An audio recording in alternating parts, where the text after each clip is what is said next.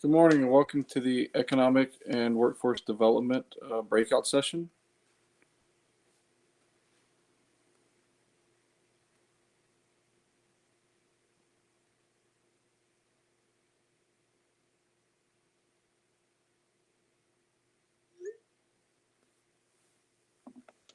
We'll get started in just 1 second.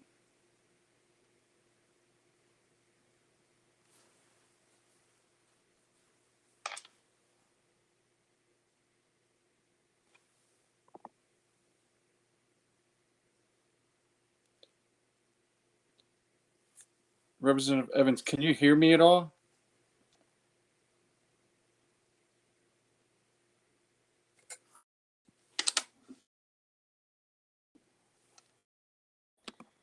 Can you hear me? There you go. Okay. Yeah. I was trying to type you a message, and then I didn't know if you could hear me or not. I was gonna try and walk you through what worked for me. Good. I'm so sorry. I'm so embarrassed. I did the test and everything. I think I must have signed on to a link as a user or something. I wonder if that was it.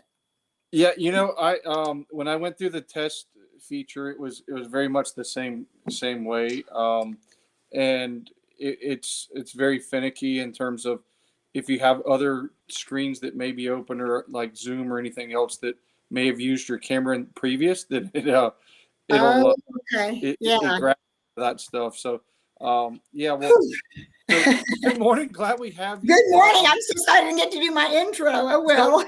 Well, look, for everybody that's here, why don't we give you a few moments to do your introduction now? And while we do it, get the opportunity to, then our small group here will at least get to have the opportunity to do. Well, good.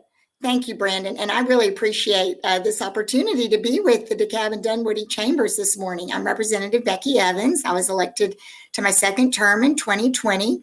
And I serve in House District 83, which serves portions of unincorporated DeKalb, Decatur, and Atlanta. And some highlights of places in my district are the Georgia State at Panthersville campus, the Michelle Obama Path Trail, the GBI headquarters, the Seminole landfill, East Lake Golf Course, the Decatur Square, some Olmsted Parks, Fernbank Natural History Museum, and Fernbank Science Center, and Calamwald. So I love our district, and I'm very proud to serve. I've been a long-time DeKalb County homeowner. I worked as a healthcare technology educator for 11 years. I was a community volunteer and organizer, and nonprofit co-founder, and my father was a civil rights and social justice activist. He was a profound influence on me and on my entry into this new phase of my life, my political life. But I've always been very active as a layperson politically, and I was honored to be an aide to Senator Parent for a few years before I ran for office. So I serve on the Education Committee, Public Safety and Homeland Security, and my new committee this year was Economic Development. So this is good for this conversation, education and economic development. And those and education, environmental issues are my passion, and criminal justice reform. So the legislation I've tended to work on and file is more environmentally oriented. But I want to hear from you all. We have a small group, so I want to have a great dialogue and about what we can do for economic development for DeKalb County. So thanks so much. Sure, absolutely. And thank you, Representative Evans. And we may be joined at some point by Senator Anderson, and then also Representative Kendrick at some point through the course of this conversation. And if so, then certainly we'll add them to the dialogue. But at least for right now, we have you, and it sounds like we got the resident expert around economic development. And for those of you that are listening online, if you do have questions, please just drop them in the chat, and we'll add them to the already pre-submitted questions that we'll start off with. And so we'll just start from there. And first and foremost, thank you for taking time out of what I know is a busy day. Mhm. And thank you for taking time to be a representative, because I know it's one of those things where it's you have regular lives, regular jobs, and things like that, and so it is you got to be a servant person to do that. So thank you for doing that. As Michelle said, I'm Brandon Hartley, Director of External Affairs with AT&T, and I also serve on the DeKalb Chamber Board. And so we're delighted to have you as a part of this session today. So we'll start out with kind of the economic development in general, right? So what do you see as kind of some of the biggest challenges that we face across the different municipalities in terms of economic development in today's environment, and then also as we move forward? Yes, well, thank you for that question. And so in my work, one of the big issues I hear about is the lack of match between education and job, that there are many jobs that go unfulfilled because we don't have the qualified workers. So I think a big need is to make sure that in our education program that we have strong workforce development, strong partnerships with the industries that need skilled workers. And so of course we have strong job growth, but we can do much better, I believe. And really this is critical to the future of Georgia, to have an educated workforce that's ready for the jobs that we have here. And then I really believe transit is key, because people can't work if they can't get to jobs. And I know there's a whole separate section on transportation, but I am pleased that finally the state did allocate some dedicated funding for transportation. So when you pay those higher Uber and Lyft fees, they're helping pay for a state pocket of money that's dedicated to transit. And I am pleased that MARTA is for the first time receiving state funding for transportation, and it's going over on the west side. Not into DeKalb, but we can fight for DeKalb on the next go round for a MARTA project in DeKalb. Yes, so I would say those two things. And then, I mean, I definitely want to hear from you all, because you're industry leaders. I want to hear about what you think, especially when you asked about municipalities, because I don't have any of the smaller to medium-sized cities in my district. I have Atlanta and Decatur and for the municipalities. But one other thing that I'm very interested in on the economic development side that I feel like Brookhaven's done a good job with, and maybe Dunwoody too, is the role in connectivity and with building out a strong path and complete streets program, so people can get around, not just with cars, but with by walking and cycling. It's great for our health. It's great for bringing carbon back out of the air, and people want them. They're amenities. So, and so I don't know if that's a challenge, because it's a different way of thinking about economic development. But so I would say that, but I want to hear from you all too. Yeah.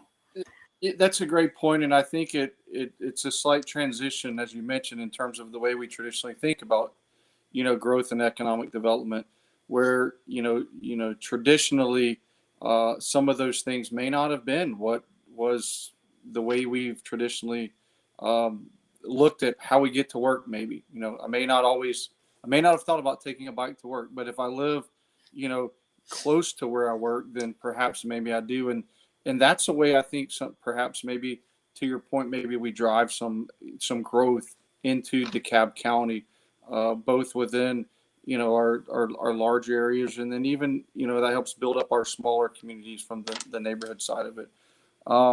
So a question just came in around the let's see. I guess they're trying to help out Senator Anderson. So I'm not sure, Senator Anderson, if you can hear us or not, but if you can, there's a blue on the top right-hand corner of your screen. There's a share audio or share screen in the top black box. If you'll hit that, that might allow you access into the screen. So continuing on those things. So are there different types of laws that we might need to pass from a legislative perspective that would help us get to get to that to help us out with our current workforce, to help continue to build on where our businesses currently are, and then what do you see us, in terms of where we're headed? Great. Well, I do think, yes, that one of these issues that I talked about at the beginning was workforce development. And I feel like there are many barriers to some of our population to getting an excellent education. And I feel there are laws that we can pass that can help in that regard. For example, one is needs-based aid. Georgia is one of, well, first of all, we have to say how wonderful Hope is. Hope has been fantastic for us. It's kept our best and brightest in the state. So I'm very happy for Hope. But what we have learned by our research is that there is an unmet need for students who don't qualify for Hope. And one of the reasons they don't qualify are all these, less access to quality education at a younger age, and all sorts of socioeconomic barriers. And it's turned out that Hope is actually, when you look at it, basically wealthier people get Hope. And so we don't want to, I don't want to take away from that, but I just want to provide new opportunities for needs-based aid. And let me see, I have a few notes about that. We do have something called the REACH Scholarship, and this is something I actually need to find out what we're doing in DeKalb about the REACH Scholarship, because it is a hybrid needs-based and merit program. And in rural Georgia, parts of rural Georgia, it's being better utilized than it is in DeKalb County. So that's something I'm interested, that's an existing law that we can work together to find out if we can have students qualify. But one other law that way I think we can change things is that we do give a fair amount of money via loans at the state level. And we're actually the only state that gives these loans. I want to make sure I say that right. And so what we've been talking about, I've been a convener of a needs-based aid legislative group with folks from the Metro Chamber and Georgia Budget and Policy Institute. And one of the things is to change our loan program to grants and scholarships.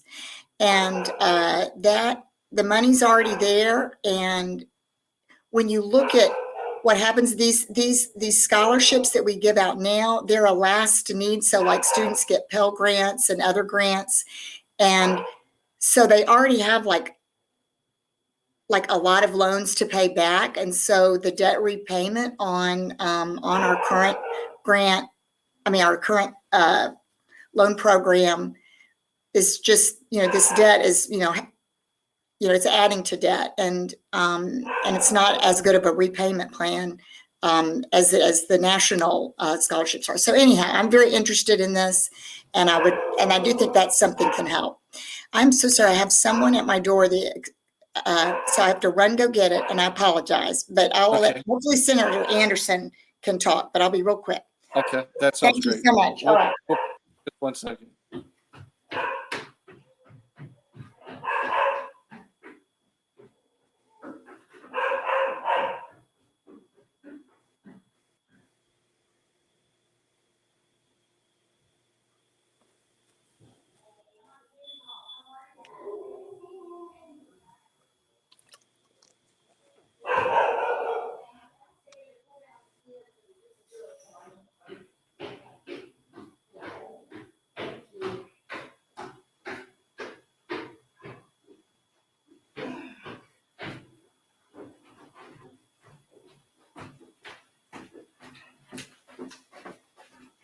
All right, I'm back. Back.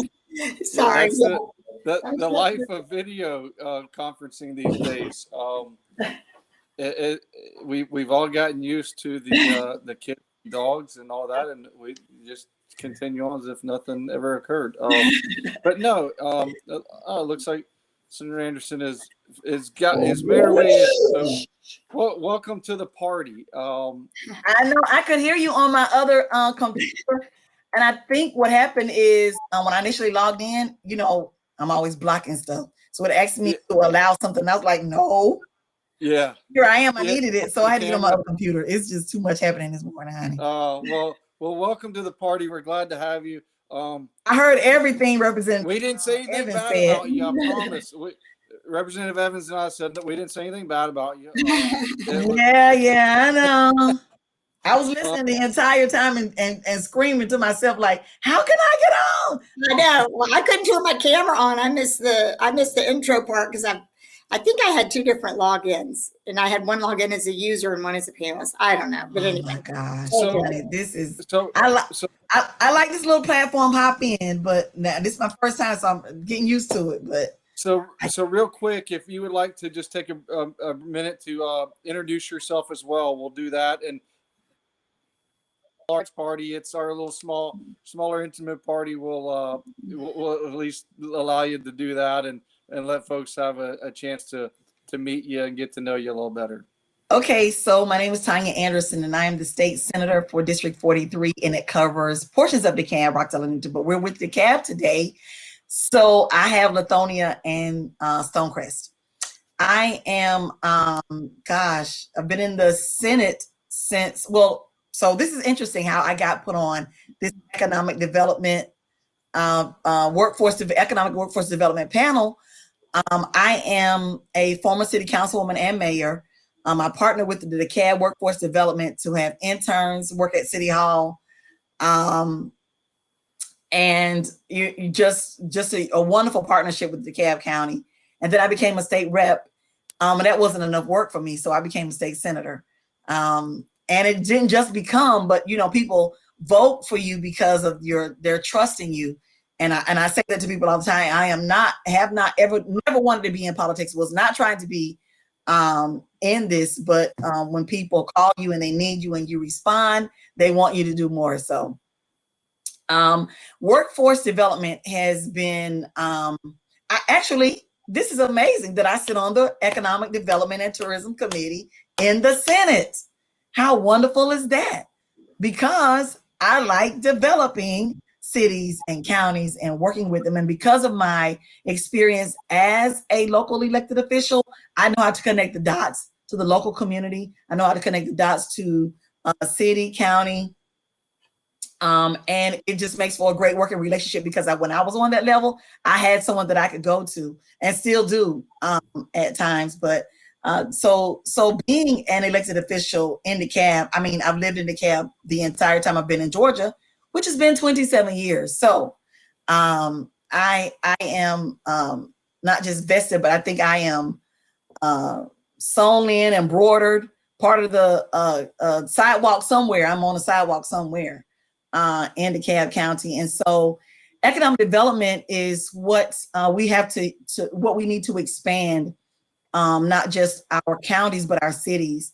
And one of the things that I'm so proud of, I cannot wait, Brandon, to tell you this, and I'm not sure, I know Representative Evans didn't mention it, but I am so excited about in my district, where I used to be the mayor, right around the corner, there is a Georgia Piedmont Technical College that is going up, brand new facility. We got $5.7 million put in the budget for that facility. It is a transportation and a logistics training center, the largest of its kind in the state. It is going to be the hub for employing nearly 200,000 Georgians. So we're not just bringing bringing companies. I challenge them. I challenge companies to don't just bring your organization here, but hire Georgians. I will support you, but you have to hire Georgians. I'll support you. It's legal and right. But 200,000 Georgians and transportation workers, and they're going to we're going to have the largest facility, one of the largest out of 14 other facilities around the state. But this is going to be a regional training center in DeKalb that promises to bring workforce to the I-20 corridor. The governor signed the bill into law on May 10th. It just is just one of a kind, a regional transportation and logistic training center on Marbert Road in Lithonia. I am so excited. I can't hardly get it out, Brandon. But right now, Georgia Piedmont, it is a CDL training facility, and we're going to expand it. It's a huge win. The president is excited. We right before we had to cut our budget, we had put in for some funding, and we didn't get it because we had to cut back. And so it's going to be a 28,000 square foot training center, and it's going to serve Metro Atlanta, commercial truck drivers, diesel technology, automotive technology programs. It is huge. I am excited. There is a high demand in this career field. And so what I say that legislation can be done is this kind of legislation can be done. We're going to expand the CAB, make it as great as it's ever been. We have a wonderful CEO. We have a wonderful chamber. This is just the beginning of our spring forward. We fell back, so to speak, during the pandemic. We're going to spring forward, as we use those terms in our change, to make this center what it needs to be. And it's so amazing how Amazon has moved into the region.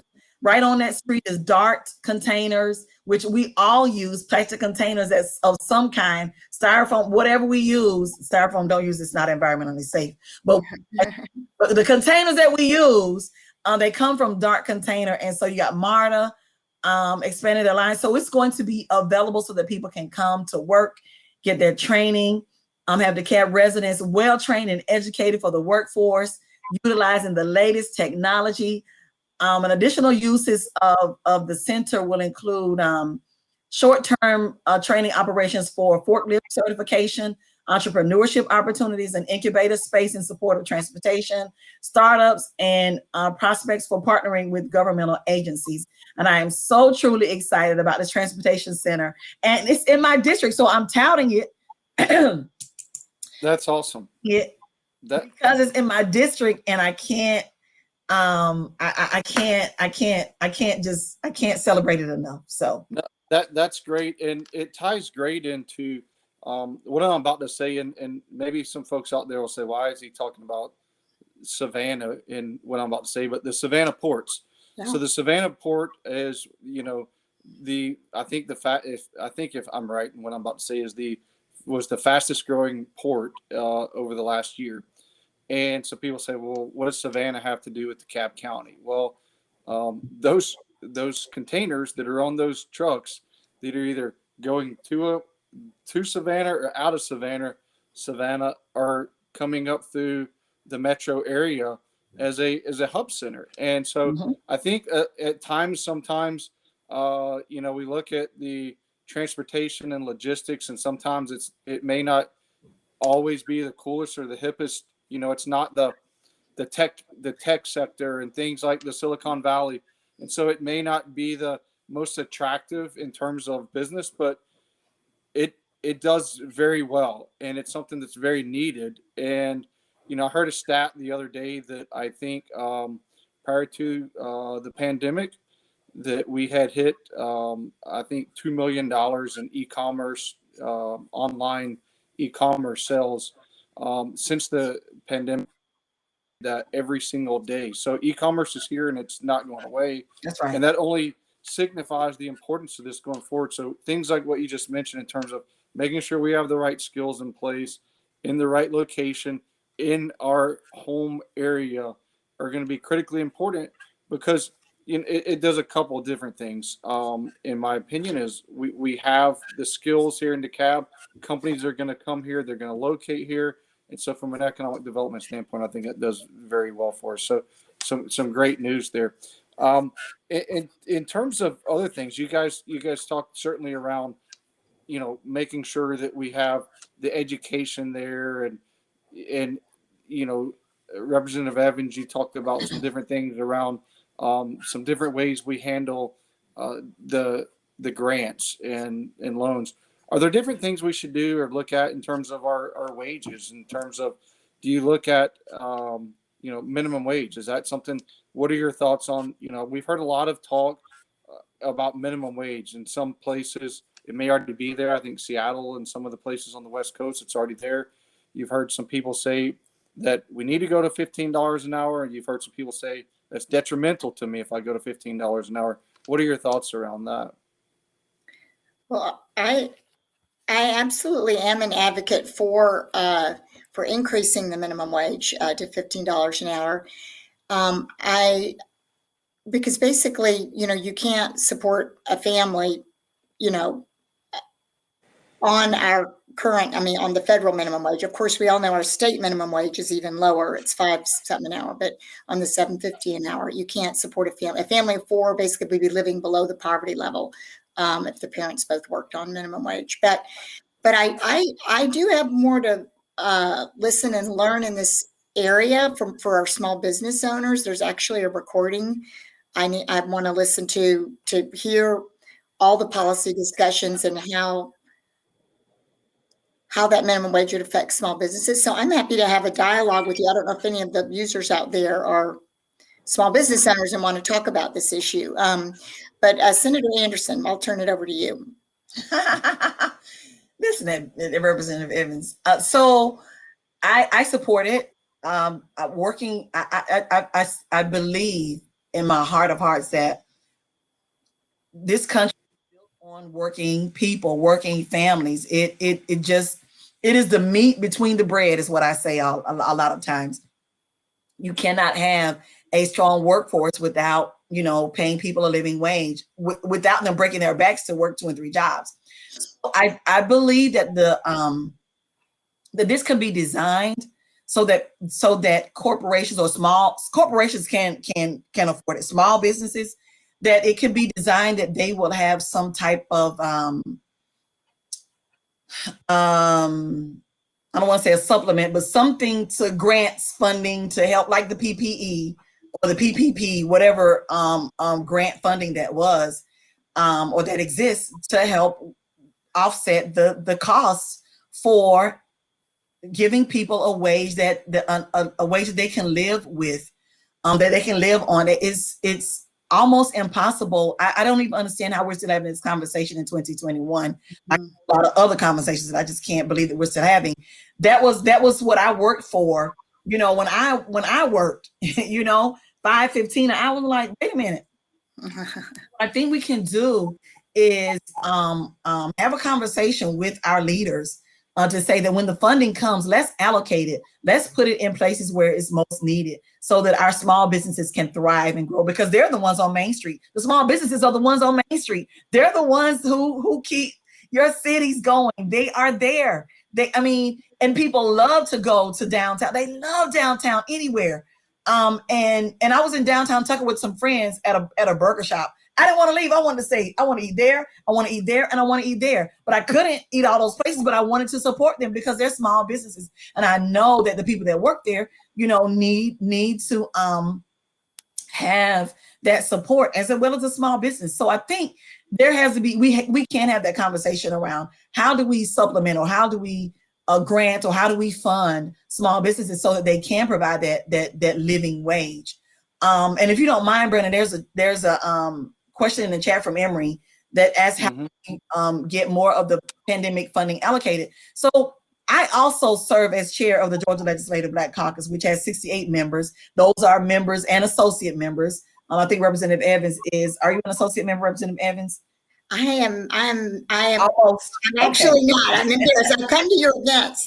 Okay. So at any rate, we have associate members, and what we do is we allocate and advocate for the conversations that need to happen in communities that are overlooked or underserved. And so my point is, Emory, that I am looking to have that conversation with our constitutional officers, with the governor, with those who will make those decisions as to when the federal funding comes. How do we allocate it? Where do we put it? We've got to put it where workers are struggling, where small businesses are struggling. We have to put it in those places so that we can continue to thrive as Georgia. We can't be the #1 state for business and not help our small businesses. That is, it's an oxymoron, but we cannot be that place. It is urgent. It is urgent, Emery, and I appreciate you making that point. And it's so urgent that when I get off this call, I am going to make a call, and hopefully I can get something back to Brandon, Paula, or Lord have mercy, my sweet. So I can get something back to you, to Kendra at least, so that it can be shared with the businesses that are connected to the Dunwoody Perimeter Chamber. Right. Yeah, I mean, I think that's the key is because all those things help in terms of generating the people back into the workforce at the same time, right? Which is kind of what we're trying to do, and that which in turn help our small businesses who, there's it seems like every day as I venture out there, you pass a business that has a now hiring sign, and for whatever reason, and whatever storyline it is today, right? Whether That's it's right. the unemployment, whether it's I'm a working mom or working dad, and I'm home. I guess that's taking care of my child or my kids at the school. I'm having to do school. So there's a variety of reasons I think why folks are not able to perhaps take that job. And then on the business side, it's detrimental too, because Yes. I'm not able to fully open my business or operate it at the level I would want to, because I can't hire you in because you're not able to take that. So it's kind of that double-edged sword that's a dagger to the community. And so It is. overcoming that, as Emery says, is a very urgent need for us all. And I've also had the conversation to with the governor to say, let's use that extra $300 that you either want to reject or deny, that let's use those funds to give childcare vouchers to the facility for children to be able to attend. There are other ways. We're creative. God created us to be creative. And so I think that we can think outside of the box and outside of the norm of what we see and what we've known. Let's create a voucher program for childcare, so that parents can go back to work, so that they can get back in to the businesses and into these places and provide for their families, as well as have healthcare, as well as have access to. You people can't work if they're ill. They can't work if they're sick. They can't. So this has to be a win-win all around, so that Georgia can stay in the winning circle. Sure. Absolutely. Thank you for that. And if anybody else in the chat has questions, please post them. And so I'm going to take you down a little bit of a different path here for a moment. But what, in terms of economic development, you mentioned Georgia being, the top, tops in the nation for, I believe it was the 7th straight year. What, I got to imagine in order to do that doesn't take just Republican rules and laws and regulations, or Democratic rules and views and law. So I imagine that's a combination. So what are things that you guys work on together that get us to that point? Because a lot of times, what we commonly see is kind of, especially nowadays, is kind of the divisiveness. So what are you guys working together on that's getting us to that point? Because I got to imagine if you're divided on economic development, we're not number one, right? That's something you got to be lockstep together on to get us to number one. So what are some of the key things you guys do to help propel us to number one? And thanks for helping us continue to be number one for 7 years running. That's a task that's pretty awesome for sure. Well, I'm thinking about for our tax rates. I think that they are very competitive, and I think that is a part of a big reason of why we've had such a strong, economy, or it's the number one state to do business. And we did pass a very small tax decrease in this year's budget. And sometimes I'm not always in favor of tax decreases, which I know some people, this may not be the right audience to say that, but I mean, I do think wealthier families can proportionally pay more. But this was one that I did support because it was for working families.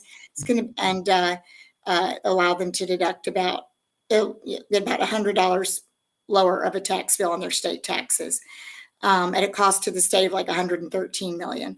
So that's one thing that positive legislation that we passed here for our working families, but also, that support our businesses. One other bill that's a little indirect, but I'm very proud of it, and I think Senator Anderson, you've had a role in this too, but it's a different way of looking at workforce development and keeping a strong workforce and providing opportunities for all Georgians. And that is the Senate Bill 105, which is a probation reform bill. And so Georgia has the largest rate of correctional control in the nation. And when I say correctional control, that means incarceration, probation, and parole. We had 191 Georgians on felony probation in Georgia.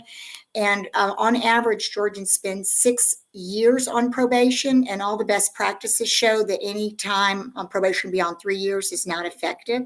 And so we passed this very strong bipartisan bill where that would basically decrease, if the person meets all this criteria, that they can get out after 3 years, and that gets them back out into the workforce earlier. So this is something that I'm proud of because, criminal justice reform, it was something that both parties worked on quite a bit, under Nathan Deal. And because it's horrible for our economy to have all these like incarcerated people. I mean, so we've gotten less people out of the prisons and we need to do more on that front. But this is really good on the probation side. There's new opportunities for these citizens that are ready to get back to work, and it's providing a workforce for them. So absolutely. So Senate Bill 105 is a bill that I co-sponsor. Definitely, I don't know if I'm third signer or not, but I'm there. I'm top 3, 4. Definitely co-sponsored that bill because of this is a follow-up bill from the bill that I actually did author, name on the first line, Senate Bill 288, which was a bill that will allow people who have had, because without Senate Bill 288 in the state of Georgia, if you commit any type of misdemeanor or anything, misdemeanor really, it's staying on your record for life. So misdemeanors are not that life-threatening. Most of them are not, but people were on, it was there. If you did it in your 20s, it was there in your 60s. So it stayed on there for life. So until Senate Bill 288, which I got the idea from in Philadelphia, that they had this Clean Slate Act, and it would expunge their records. But in the state of Georgia, they seal it and restrict it because the courts and law enforcement still have access to it. But there are second chance hirers out there. And so I had huge support from corporations, from the Metro Atlanta Chamber, from the Georgia Chamber. It was so many, and this bill protects the employer. So it is not putting the employer in jeopardy. But because they are second chance hirers, this bill allows for people with misdemeanors to petition the court and some felonies to petition the court to have their records restricted and sealed. And whenever they apply for a job, it does not show. I believe that people have in good faith when they're interviewing, they make it known. But if they don't, the employee is protected, so that we can put people back to work, because people really actually do want to work. They want housing of their own. They want to go back to school. They can do a technical training at Georgia Piedmont. Right now we need truck drivers for this gasoline to get to us. We need them. There's a shortage. So what we can do, on that level is, give people their dignity back. Give people the opportunity to help build the economy, as Representative Becky Evans said. It helps build the economy, and we can't now that 40% is going to increase the state of Georgia all the more, because we're opening opportunities that were locked before for people who really, really want to work. They do. They do. No, that's you're absolutely right. And somebody that's just tuning in is probably looking at the heading of this saying, this is economic and workforce development. You guys are talking about prison reform, but the reality is it's exactly what you just said, right? I think sometimes people kind of get stuck in that loop because of, in some cases, people make bad decisions, right? And let's not kid ourselves. There's people that make bad decisions, and that's what it's there for. There's other people that they get stuck in that loop, and it's difficult to get out of that loop. And if you can do things like what you've just laid out there that gets them out of that loop, they're into our workforce, right? And they're productive, and they're helping out, and they're taking some of those jobs we just talked about that we can't fill, that are helping our small businesses in our community. So and it's after a 5-year window of not being in trouble. So if that led to Senate Bill 105, which says, well, okay, I've not been in trouble, but I'm still on probation, and I've not been in trouble for 5 years, for 6 years, for 10 years, but my probation is longer than my sentence, my original sentence. So how then do I get out? So it's a system. That's what it is, Brandon. It's a system that keeps people in a loop. We have to make the decisions as lawmakers to stop it, help people get out. And, if you haven't been in trouble over 5 years, then you can petition the court to have your records restricted and sealed. And it's just a win-win, because everyone is not a CEO, everyone is not a truck driver, everyone is not an accountant. So there's a job for everyone if we give them opportunities. And I think that's the key, right? Is helping people find what their future is. And I think a lot of times as we come up through, I have a son who's a freshman in college, and I remember asking him as he was a senior in high school, well, what do you want to do? And each time I would ask him, I would get a different answer. I still get different answers. He's a 19-year-old kid. He doesn't know That's what he wants right. to do, That's right. when he's an adult. Or I say adult. He thinks he's an adult now, but as he gets to be a real adult. So it's difficult. And so I think, as if people make those mistakes along the way, and Yeah. having ways to help them out and help them understand, guide them along the way, instead of just always having the hammer that's right there, or always having to look over their shoulder because that pressure's on them, which sometimes in those high stakes pressure situations you tend to make additional mistakes. So that's good to hear. And Representative Evans, I know we only have a few minutes left, but you mentioned, taxes and things like that.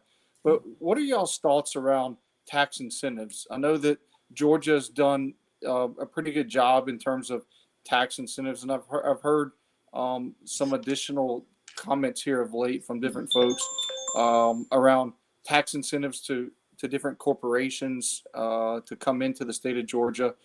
We've seen it with the film industry and how that's blossomed. We've seen it with other industries. What are y'all's thoughts around the tax breaks and things like that? Well, I'm supportive of tax credits for industry, but I do think we have to. One thing we haven't done in Georgia is we haven't analyzed the impact of those over the years to see if they're actually bringing the development in, and if they're doing what they said they would do when we gave them that big credit. So we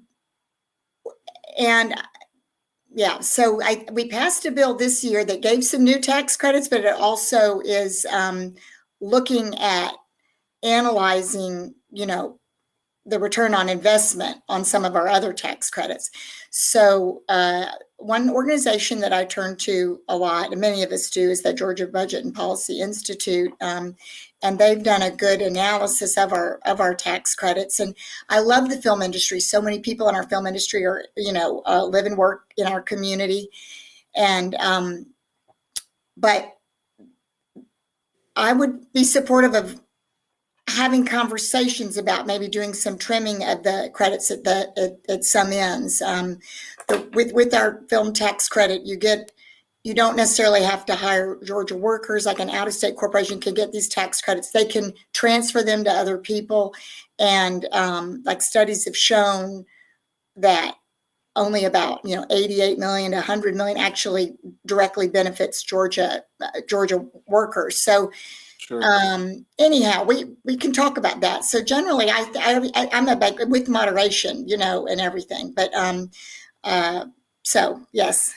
So it's so Yeah. it sounds like, and that's some of the comments I've heard of late is kind of a check and balance, almost an investment. So if I'm going to give the tax credit, I'm doing it in an investment approach versus I'm just giving the money to have you come and I get nothing out of it. More of a, if I'm going to give you the tax credit, then there's got to be some return on the back end of it. If I'm spending 10 million, I know it's more than $10 million, but if I'm spending $10 million, then we're looking for 10 million plus in return on the back end in the state of Georgia. And we want you to hire Georgia workers, please. Right. Yeah, we want it in Georgia, not in North Carolina. We love North Carolina, we love South Carolina, we love Florida, but we want it in Georgia. We want to go visit those other places, but we don't want our money necessarily that we're given for the tax credit going to those other places. Well, I know we're coming at the session, and I want schedules to take part in today's session, and again, thank you for your service to our community. Those days get long and the weeks get longer, so thank you for everything that you do, and we certainly appreciate everything in your time again today. So thank you so much. Well, and thank you, Brandon. And, we just want to work together to make DeKalb an even better place to live, work, and raise our families. And I look forward to, a partnership with both chambers, and want to hear from you. If you have legislation you want us to bring forward, come talk to us. Yeah. Absolutely.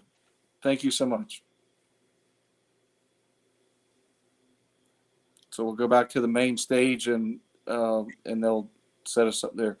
So I guess we just hit the stage button on the screen and it'll take us right there. I don't know. So on your left hand, Senator Anderson, on the left-hand side, you should see a stage button over there. Yes, I got it. Okay, so I'm leaving. Bye. Bye. We'll see you.